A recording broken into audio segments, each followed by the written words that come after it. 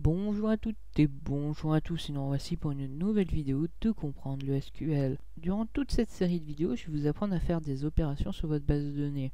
Comment gérer des utilisateurs, comment faire des transactions, comment faire des requêtes, comment structurer votre base de données. Mais tout ça serait impossible d'être mis en place si de votre côté vous ne savez pas comment créer une base de données. Donc ça va être une vidéo qui va être assez courte car vous allez voir que la création d'une base de données est quelque chose d'assez aisé, assez simple. Mais toutefois, il était important que je fasse cette vidéo sans laquelle vous seriez presque incapable de faire la suite. Évidemment, tout part du SQL qui est le langage que l'on utilise pour interagir avec nos bases de données. Donc le SQL est un langage qui se découpe en 4 parties. Nous allons tout d'abord avoir le langage de définition des données. C'est ce qui va nous permettre de manipuler l'architecture de notre base de données. C'est ce qui va nous permettre de créer des tables, des colonnes, de définir des types pour chaque champ. Ensuite, nous avons le langage de manipulation de données. Donc là, c'est vraiment ce qui va nous permettre de faire des requêtes, qui va nous permettre de faire des tris, des opérations quelques des filtres, des sommes et des choses comme ça. Là, c'est ce qui va vraiment nous permettre d'interroger la base de données. Ensuite, il y a toute la gestion de contrôle de la donnée. Qui a accès à cette table? Qui peut faire telle opération sur cette table? Est-ce qu'il peut en créer? Est-ce qu'il peut en supprimer? Quels sont les droits de l'utilisateur courant? Et enfin, nous avons le langage de contrôle de transactions. Nous verrons ce que sont les transactions dans une prochaine vidéo, donc je ne vais pas m'étendre pour le moment. Donc, évidemment, nous allons vouloir créer une nouvelle base de données. Donc, ça va être vers le langage de définition de données. On va se tourner. Donc, je vous rappelle un petit peu l'architecture d'un serveur SQL. En termes de données, nous avons une banque de données. Cette banque de données va contenir plusieurs bases de données. Cette base de données va pouvoir contenir plusieurs tables. Et enfin, les tables vont pouvoir contenir plusieurs lignes d'enregistrement. Quand on a un serveur SQL, forcément on a une banque de données. Ça, c'est créé automatiquement, on n'a pas la main dessus. C'est l'install qui fait que. Nous, par contre, ce qui nous intéresse ici, c'est ce niveau-là, cet échelon-là, la base de données. Donc, en langage de définition de données, il y a 3 mots-clés importants. Il y a create, qui va nous permettre de créer. Il va y avoir alter, qui va nous permettre de modifier. Et il va y avoir drop, qui va nous permettre de supprimer. Et ensuite, ces mots-là, on va pouvoir les faire suivre d'autres mots-clés qui sont par exemple database, table, view, index. En tout cas, le langage de définition de données marche globalement comme ça. Vous allez avoir un create table si vous voulez créer une table, vous allez avoir un drop view si vous voulez supprimer une vue, vous allez avoir un alter index si vous voulez modifier un index. En l'occurrence, moi je veux créer une base de données, donc ce que je vais faire un create database. Effectivement, c'est pas plus compliqué que ça. Si je veux créer une base de données, je fais un create database et je mets le nom de ma base. Donc je vous propose de mettre ça en pratique. Ici j'ai un serveur SQL, j'ai WAMP qui tourne. Je vais aller sur MySQL, je vais lancer une console histoire de changer un petit peu de PHPMyAdmin. Parce que effectivement j'ai envie de vous montrer que le SQL, c'est pas forcément que avec des outils comme PHPMyAdmin. Ça peut très bien se faire en ligne de commande et ça peut être utile. Par exemple, si vous faites des batchs, des PowerShell, je sais pas, vous êtes capable de lancer des scripts SQL en appelant cet exe. Donc, vous voulez voir les bases qui se trouvent aujourd'hui sur votre banque de données. Donc, ce que vous faites un show database. Et vous pensez bien à mettre un point virgule pour arrêter. Alors, show. Et effectivement, c'est une erreur, c'est parce que c'est databases, parce qu'effectivement, vous vous doutez, on en a plusieurs. Donc là, voilà, on peut retrouver information schéma, MySQL, performance schéma et d'autres bases que j'ai créées. Donc l'idée, c'est de vous montrer comment créer une nouvelle base de données. C'est très simple, donc je vais faire un create database. Et ici, je sais pas, je vais créer test. Je pense à mettre mon point virgule et je lance. On me dit la query elle est ok et ça a affecté une ligne. Donc si je regarde mon show database, maintenant on peut voir que j'ai créé ma base de données. Si vous avez suivi le slide suivant, si je veux la supprimer, je fais évidemment un drop database test,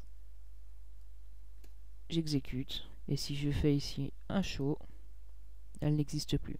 Le drop, c'est pas forcément le sujet de ce cours, mais voilà. Vous avez pu voir que créer une base de données, c'est pas compliqué. Donc bon, je ne vais pas m'arrêter ici parce que quand même, ça serait extrêmement court quand même comme vidéo. Donc je vais vous parler d'un autre petit point particulier que l'on peut définir lorsque l'on crée une base de données. En effet, il y a un petit problème, une petite précision, c'est comment est-ce qu'on va traiter les données qui sont à l'intérieur et notamment l'encodage de ces derniers. En effet, on peut avoir un problème de caractère. Je pense que vous connaissez tous le code ASCII, l'American Standard Code for Information Interexchange, qui est un jeu de caractères basé sur l'anglais comprenant 128 caractères. Comme c'est des champs qui sont basés sur l'anglais, il y a pas mal de choses qui ont été exclues, sachant qu'en plus on est limité à 128 caractères. Je pense par exemple, qu'est-ce qu'il en est de l'accentuation, notamment en français où on aime bien accentuer nos trucs. Voilà, toutes ces lettres qui sont le E, le A, le U et le I, ils peuvent très bien avoir des trémas, des accents aigus, des accents graves. Qu'est-ce qu'il en est? Est-ce qu'ils sont codés plus loin? Mais s'ils sont codés plus loin, il y a un moment, si je veux faire un tri, je veux que ça soit considéré comme un E par exemple, ou comme un A, ou comme un I. Il y a également le problème des ligatures. Si je mets un cœur par exemple et que j'utilise la ligature OE, j'ai envie que ça soit considéré non pas comme un caractère spécial qui est traité très très très loin après le Z, mais j'ai envie que ça soit considéré comme un O et comme un E. Pareil, si je mets un AE pour, je sais pas, ex aequo, j'ai envie que ça soit considéré comme un A et comme un E. Puis il y a d'autres problèmes. Qu'est-ce qu'on fait pour les caractères étrangers? Par exemple, ici, si je prends des caractères grecs, chinois, japonais, arabes, il y a énormément d'écriture dans le monde. Et aujourd'hui, l'ASCII ne couvre pas tout. Comment est-ce que je dois traiter ces caractères? Et enfin, quid des caractères spéciaux? Ah, ici d'ailleurs, j'ai oublié le D. Bon, quid des caractères spéciaux comme je sais pas, le degré, le copyright, le cœur, l'esperluette, l'arrobase. Et à quel endroit ils sont censés être mis? Comment est-ce qu'on pourrait s'en servir pour faire les filtres, les tris, toutes ces opérations-là? Comment est-ce qu'ils sont traités? Ça, il va falloir l'expliciter. Et pour ça, en fait, on va utiliser quelque chose qui s'appelle les collations. Donc les collations, en fait, c'est des tables de conversion qui remplacent les caractères, on va dire un petit peu spéciaux qu'on a vu précédemment, aux bons endroits pour tout ce qui est tri, sélection, etc. Ainsi, par exemple, si je mets cœur, ça se placera au niveau du C, du O et de E, malgré le fait que ce soit un caractère spécial dont l'équivalent binaire se trouve bien après le O et le E. Ces collations, il va falloir les présenter et les expliciter dans la création de notre base de données pour dire j'ai envie d'utiliser telle collation ou j'ai envie d'utiliser telle autre. Donc pour tout ce qui est, on va dire, Europe de l'Est, donc globalement on va dire les accents et les choses comme ça, les ligatures, on va utiliser le latin 1 général. Donc ensuite c'est soit du CS soit du CI, donc c'est case sensitive et case insensitive. Donc soit on est sensible à la case, donc avec les majuscules, les minuscules, soit on est insensible à la case. Et si vraiment vous voulez couvrir tout ce qui est caractères étrangers, etc., le mieux c'est d'utiliser quand même de l'Unicode. Et donc là, on va préciser par exemple de l'UTF-8 général CI. Moi, je vais vouloir le préciser lors de ma création de ma base de données. C'est très simple, lorsque je fais mon create database, le nom de ma base, je ne ferme pas directement ma requête, je fais tout simplement un collate et je mets le nom de ma collation. Donc ici, par exemple, je pourrais mettre collate UTF-8 général CI.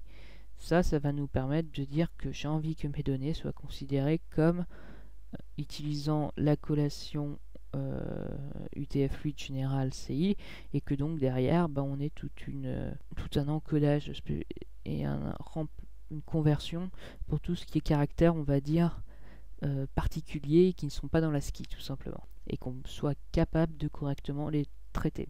On peut utiliser le latin, on peut utiliser les langues étrangères, tout ce qui est normiso et compagnie, mais personnellement je recommande quand même d'utiliser l'Unicode, qui a l'avantage de couvrir la plupart des informations, des caractères un peu particuliers, la plupart des langues et la plupart des ligatures, etc.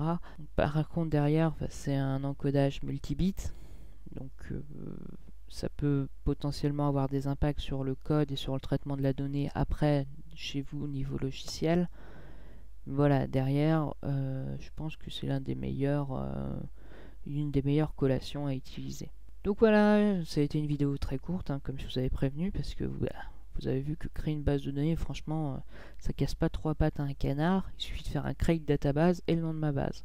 Ensuite, on peut préciser quelques paramètres spéciaux, comme notamment quelle table de conversion utiliser, donc quelle collation utiliser. Et donc on fait juste un collate ma collation.